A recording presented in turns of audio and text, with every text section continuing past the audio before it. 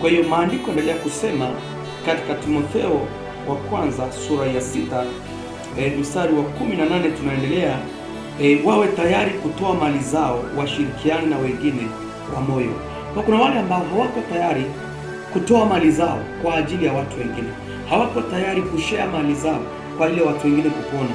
Ndio hapo utakuta ya kwamba kuna mtu kwamba hapo amejenga hata ghorofa, lakini pembeni yake kuna maskini mmoja ambaye anakufa kwa sababu ya kukosa tu dawa za shilingi 5,000 ama shilingi 10,000.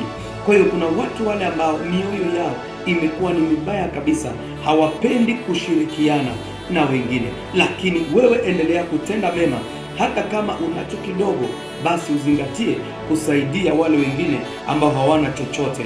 Maandiko yanasema kabisa ya kwamba wawe tayari kutoa mali zao, washirikiane na wengine kwa moyo.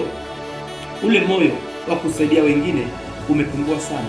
Mtu anaweza kujua kwamba una tatizo fulani ama una shida fulani, yamkini ni mtu ambaye anafahamu hali yako ya maisha, lakini hawezi akaguswa. Unaweza kuwa umeishi hayo maisha ya kuomba watu wengi wakusaidie, na hata sasa wamekataa. Niko hapo kukwambia kwamba yupo Mungu ambaye anasikia kilio chako. Wewe endelea kuwazidi kwa wema.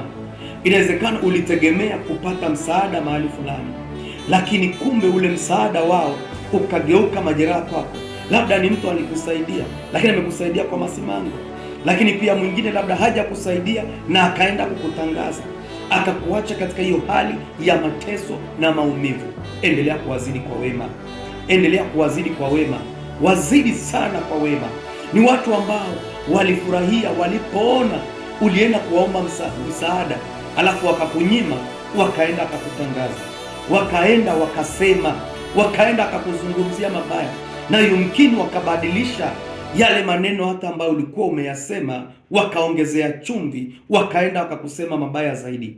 Niko hapa kukuambia, endelea kuwazidi kwa wema, endelea kuwazidi kwa wema. Wema una gharama ya kulipa. Mungu ataangalia ule wema ambao uliwahi kuutenda, na Mungu atakuinua sana, na baraka za Mungu zikae juu ya maisha yako wewe ambao unaendelea kutenda wema pasipo kuangalia wengine. Haijalishi ni watu wangapi ambao uliweza kuwasaidia, lakini wema wako mpaka sasa umegeuka taabu kwako. Labda ule wema uliowahi kuwaonyesha leo imegeuka masengenyo kwako. Ule wema uliowahi kuwaonyesha leo umegeuka machozi kwako. Uliwapa wema, wamekulipa taabu na mateso.